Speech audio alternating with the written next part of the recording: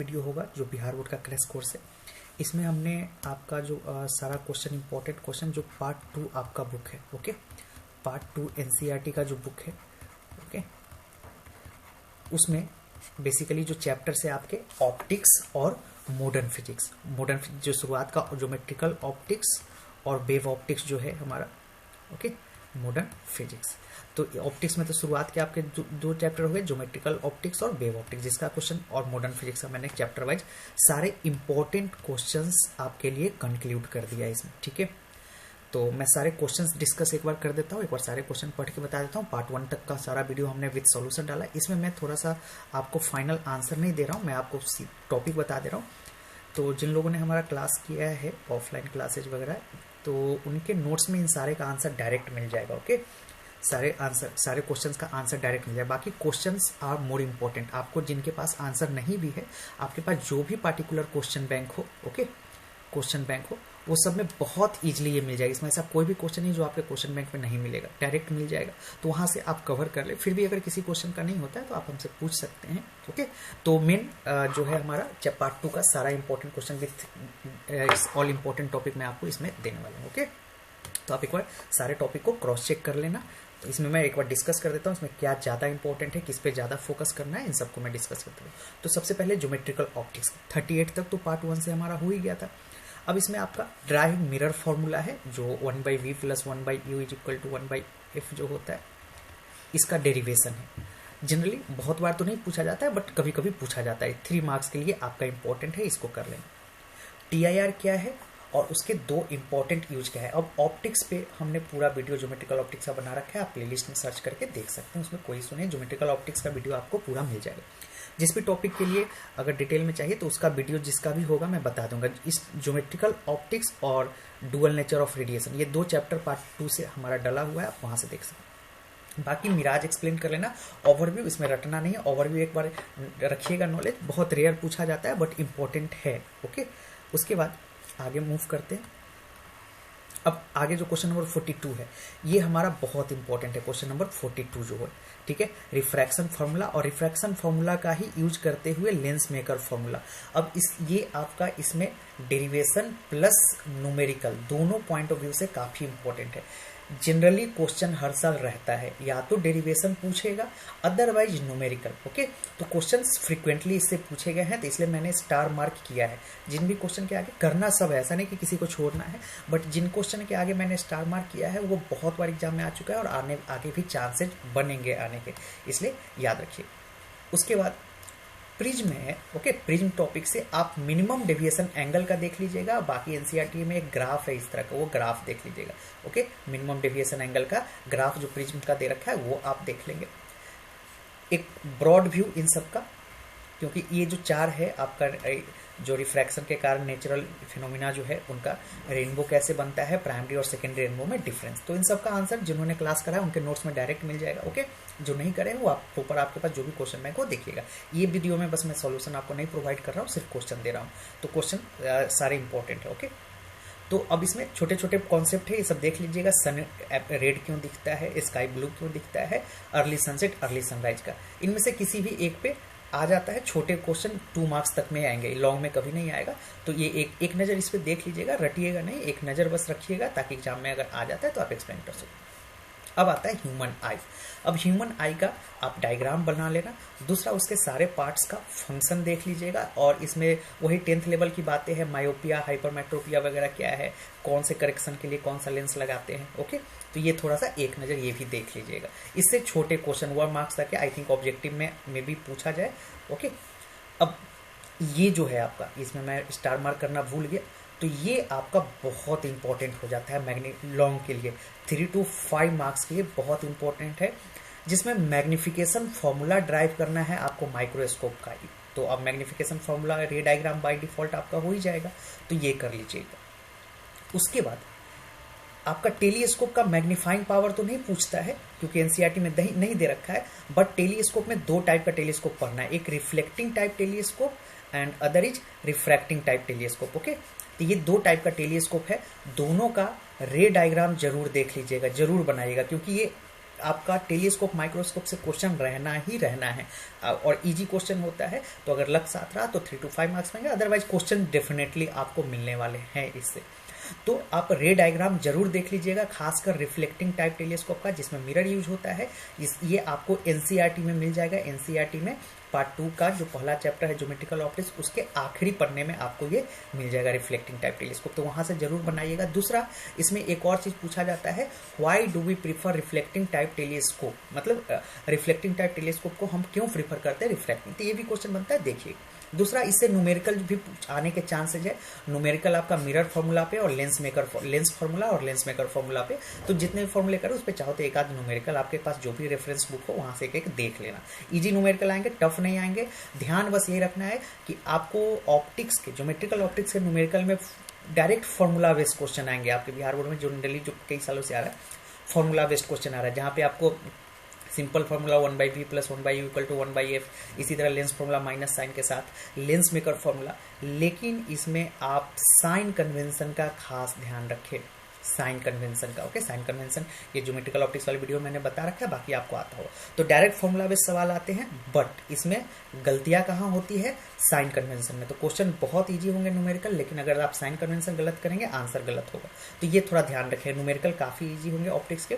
तो ये रहा all about from geometrical optics. Now we are moving toward wave optics. अब वेव ऑप्टिक्स से मैं बता देता हूँ आपके लिए कौन इंपॉर्टेंट है। आप जहां भी जरूरत लगे स्क्रीनशॉट अपना ले लीजिएगा सारे क्वेश्चन का, और इन सबको एग्जाम से पहले एक बार क्रॉस चेक करिएगा। जैसा मैंने बोला था 26 जनवरी तक मैं आपको सारे इंपॉर्टेंट टॉपिक थमा दूंगा। तो ये आपका वेव ऑप्टिक्स। तो वेव ऑप्टिक्स से आपको ये जो पहला है हाइजन, रिफ्रैक्शन और रिफ्लेक्शन, हाइजन्स प्रिंसिपल का यूज करके बताना है।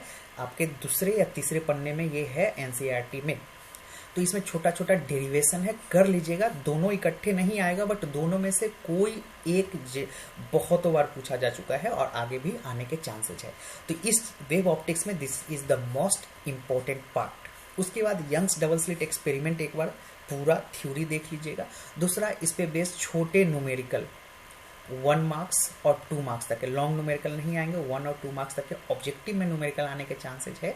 ओके, तो एक बार एक तो यंग्स डबल स्लिट एक्सपेरिमेंट आप पूरा पढ़ोगे तो फॉर्मूला तो आपको याद हो ही जाएगा। ओके, और 1 और 2 मार्क्स के लिए छोटे छोटे क्वेश्चन बैंक से या प्रीवियस ईयर के क्वेश्चन आप उठा के बना लेना। न्यूमेरिकल पॉइंट ऑफ व्यू से भी ये इंपॉर्टेंट है। तो YDSC पे हो सकता है आपसे न्यूमेरिकल पूछा जाए, क्योंकि न्यूमेरिकल ही ज्यादा पूछा जाए। उसके बाद कुछ डेफिनेशन याद कर लीजिएगा, पोलराइजेशन क्या होता है, ब्रेस्टर्स लॉ क्या है और मालूज लॉ क्या है ना। 2 मार्क्स तक में ये इंपॉर्टेंट है। ओके, और यहाँ पे न्यूमेरिकल बेस्ड ऑन YDSC, तो आप ये पोर्शन जरूर देख ले। YDSC पे आपका न्यूमेरिकल आएगा और इन सब पे डेफिनेशन वगैरह पूछा जाता है, तो ये आप देख लेंगे। अब चलते हैं, तो ये हमारा ऑप्टिक्स से हो गया खत्म। 49 क्वेश्चन हमारा कंप्लीट, पूरा पार्ट 1 से पार्ट 2 तक। अब मॉडर्न फिजिक्स के ऊपर चलते हैं। अब मॉडर्न फिजिक्स में चले तो सबसे पहले आता है dual nature. Okay, dual nature of radiation matter, पूरा नाम मैं नहीं लिखा हूँ, बाकी डुअल नेचर मैं शॉर्ट में बता रहा हूँ। अब इसमें आपको कुछ चीजें डेफिनेशन देखना है। वर्क फंक्शन क्या होता है, स्टॉपिंग पोटेंशियल क्या होता है, कट ऑफ वोल्टेज क्या होता है, और along with graph in NCERT, ये जरूर देखिएगा। ऑब्जेक्टिव पॉइंट ऑफ व्यू से ग्राफ इंपॉर्टेंट। आप एनसीईआरटी पलटिएगा, वहाँ आपको बहुत इस तरह के ग्राफ मिल जाएंगे, इस तरह से ग्राफ होंगे वहाँ पे, स्टॉपिंग पोटेंशियल वगैरह का, स्टॉपिंग फ्रीक्वेंसी का। ओके, इस तरह से ग्राफ होंगे बहुत सारे। तो सारे एनसीईआरटी बुक में जो भी ग्राफ दे रखा है उस पर खास फोकस रखिएगा। 1 और 2 मार्क्स में ग्राफ बेस्ड क्वेश्चन आपसे पूछे जा सकते हैं। उसके बाद इस चैप्टर का सबसे इंपॉर्टेंट पार्ट, जो मैंने 2 चीजें जो यहाँ पे स्टार मार्क किया है, इन 2 चीजों को आप लॉन्ग आंसर के लिए एकदम प्रायोरिटी बेस पे करिएगा। आइंस्टाइन का पूरा थ्योरी आप एक्सप्लेन जरूर करिएगा। ओके, आइंस्टाइन का पूरी थ्योरी आप एक्सप्लेन करेंगे, और उसमें उनका जो फोटोन थ्योरी था वो, मतलब आइंस्टाइन के बारे में जितनी भी कहानियां दे रखी, मतलब थ्योरी दे रखा है, वो सब आप जरूर इसमें करेंगे, including photon theory. Okay, de Broglie पे 2 मार्क्स तक में पूछा जा सकता है, ये आप देख लेंगे। बाकी डेविसन जर्मर एक्सपेरिमेंट, तो इस डुअल नेचर ऑफ रेडिएशन से आपका Einstein theory is the most important part, then Davisson Germer experiment, ये आपको चैप्टर के लास्ट में मिल जाएगा, बाकी आप नोट्स में देख सकते हैं। उसके बाद मूव करते हैं एटम की ओर। अब एटम में आपका बहुत ज़्यादा टॉपिक इंपॉर्टेंट नहीं है। एटम से आपका 1 मार्क्स 2 मार्क्स तक के ही क्वेश्चन आएंगे, लॉन्ग नहीं आएंगे। जिसमें रदरफोर्ड का पूरा मॉडल देख लीजिएगा और उनमें कमी क्या था एक नज़र देख लीजिएगा। रदरफोर्ड मॉडल तो हम लोग बचपन से ही पढ़ते आए हैं, तो उसी को थोड़ा एडवांस वर्जन में हमारा है, और ड्रॉबैक देख लीजिएगा। उसके बाद आपका वेवलेंथ सीरीज लिखना है, wavelength series, Lyman series, Paschen series, bracket और पीफर्ड सीरीज का फॉर्मूला देख लीजिएगा। उस फॉर्मूले में minimum series, objective point of view से ये इंपॉर्टेंट है। उसके बाद वोर्स के 3 पोस्टुलेट आपको लिखने होंगे। ओके, 3 पोस्टुलेट है वो स्टेटमेंट और विथ मैथमेटिकल इक्वेशन आप याद कर लीजिएगा। दूसरा, ये मतलब इस एटम चैप्टर से अगर कुछ सबसे ज़्यादा इंपॉर्टेंट है तो ये वोर्स मॉडल, जिसमें आपको using Bohr's model radius of orbit निकालना है, वेलोसिटी ऑफ इलेक्ट्रॉन, ये n electron in n orbit है। दूसरा, energy in Bohr's nth orbit. Okay, ये एनर्जी वाला फॉर्मूला, इन तीनों में सबसे ज़्यादा इंपॉर्टेंट एनर्जी वाला फॉर्मूला है। बाकी डेरिवेशन आपने तीनों को ही देखना है। ओके, तो this is all about from atom. Now we are moving to the next chapter, nuclear.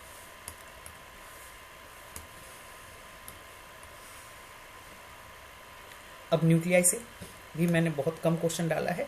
Binding energy देख लीजिएगा, radioactivity, alpha beta gamma decay से ऑब्जेक्टिव पॉइंट ऑफ व्यू से आएंगे क्वेश्चन। तो अल्फा डीके में क्या होता है, बीटा डीके में क्या होता है, गामा डीके में क्या होता है, ये ध्यान से देखिएगा। ओके, और बाइंडिंग एनर्जी ये सब पे एक नज़र आप रखेंगे। उसके बाद फिजन और फ्यूजन देखिएगा। फ्यूजन में आपके एनसीईआरटी में जो एक रिएक्शन दिया हुआ है, सन या स्टार्स पे जो रिएक्शन होता है, ओके, स्टार्स पे जो रिएक्शन होता है फ्यूजन में, ये आप एक बार याद कर लेंगे रिएक्शन। तो फिजन और फ्यूजन दोनों आप देख लीजिएगा।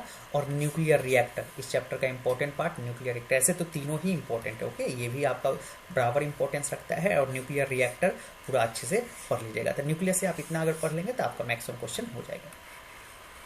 उसके बाद चलते सेमीकंडक्टर की ओर। अब सेमीकंडक्टर से आप वर्किंग देख लीजिएगा। एलईडी का सब 4-4, 5-5 लाइन में है, याद रखिएगा। सारे का सिंबल के साथ देखना आपको। ओके, जिनके भी सिंबल है बुक में, एलईडी का सिंबल दे रखा है, फोटो डायोड का है, सोलर सेल भी बोल सकते हो या सोलर फर्नेस बोल सकते हो। सोलर सेल का वर्किंग देख लीजिएगा, zener diode, NPN transistor, PNP transistor, इन सब का आप वर्किंग एक बार पढ़ लेंगे। दूसरा, हाफ वेव रेक्टिफायर और फुल वेव रेक्टिफायर क्या होता है, इसका भी डिटेल देख लीजिएगा। तो ये सारे आपके 2 मार्क्स तक में इनमें से किसी से भी पूछा जा सकता है। और half wave full wave rectifier आपका इंपॉर्टेंट है, ये 3 मार्क्स तक में आपके एग्जाम में आ सकते हैं। दूसरा, Zener diode as voltage regulator कभी कभी पूछा जाता है, ये देख लीजिएगा 2 मार्क्स पॉइंट ऑफ व्यू से। और ये लॉजिक गेट, इस चैप्टर का एक ऐसा टॉपिक जिससे हर साल क्वेश्चन रहता ही रहता है, तो इसको मैं 5 स्टार दूंगा। तो इस चैप्टर, अच्छा, लॉजिक गेट पे मैंने वीडियो बना रखा है, आप जाएंगे अगर वीडियो में सर्च करेंगे तो आपको मिल जाएगा लॉजिक गेट पे। अगर आपको नहीं आता है तो आप वहाँ से देख सकते हैं। अगर ऐसे ये बहुत इजी टॉपिक है, तो लॉजिक गेट के क्वेश्चन आपके एग्जाम में डेफिनेटली मिलेंगे, इसको जरूर करिएगा आप लॉजिक गेट। उसका लास्ट चैप्टर को मूव करते हैं, जो कि है हमारा कम्युनिकेशन सिस्टम। ओके, ये सबसे आखिर का चैप्टर आपका कम्युनिकेशन सिस्टम। इसमें सारे का डेफिनेशन आपके एनसीईआरटी के एक्सरसाइज में भी जो बुक है उसमें भी सारे का डेफिनेशन दिख रखा है। नॉइज ट्रांसमीटर, रिसीवर, एटेन्यूएशन, ये एटेन्यूएशन है, थोड़ा सा यहाँ पे राइटिंग ओवर राइटिंग है। Amplification, this is range, bandwidth, modulation, demodulation, repeater. Okay, तो ये सारे का डेफिनेशन आप 1-1, 2-2 लाइन में डेफिनेशन है, एक बार पढ़ लीजिएगा। उसके बाद ये आपका इंपॉर्टेंट है ग्राउंड वेव, स्पेस वेव और स्काई वेव, ये आपका इस चैप्टर का इंपॉर्टेंट पार्ट है। साइज ऑफ एंटीना कितना होना चाहिए, ऑब्जेक्टिव पॉइंट ऑफ व्यू से ये देख लीजिएगा। दूसरा, characteristic of amplitude modulation, frequency modulation और फेज मॉड्यूलेशन। तो इस चैप्टर से आपका ये 2 इंपॉर्टेंट रखता है। Okay, question number 64 and 66। तो this is all about from part 2। ये सारे क्वेश्चंस मैंने आपको बता दिए किसमें कौन ज़्यादा। ओके, टोटल 66 क्वेश्चन मैंने आपको पार्ट 1 और पार्ट 2 से दिया है, 1 और 2 से, जिसमें पार्ट 1 का तो पूरा सॉल्यूशन दिया मैंने, पार्ट 2 में सॉल्यूशन नहीं प्रोवाइड किया है। बाकी आप इसको, आपके पास इजीली मिल जाएगा इसका आंसर, कोई इशू नहीं है। आप क्वेश्चन का स्क्रीनशॉट ले लीजिए या डाउनलोड करके इन क्वेश्चंस को कर लीजिएगा। तो टोटल 66 क्वेश्चन है, इतना अगर आप तैयार कर लेते हैं तो मैक्सिमम क्वेश्चन आप एग्जाम में बना के आएंगे। और इन्हीं के हेल्प से आप अब स्पेस वेव, अब स्पेस वेव के बारे में आपने अगर डिटेल में पढ़ लिया तो इससे अगर छोटे क्वेश्चन ऑब्जेक्टिव, अब आपको पूरा डिटेल आता है, छोटा अगर ऑब्जेक्टिव क्वेश्चन निकलता है तो आप टिक कर सकते हो। ओके, तो ऑब्जेक्टिव पॉइंट ऑफ व्यू से भी ये सारे इंपॉर्टेंट है। इन टॉपिक को अगर आप पढ़ लिए तो आपके मैक्सिमम क्वेश्चन एग्जाम में लग जाएंगे। ओके, तो ध्यान से इसको कर लीजिएगा।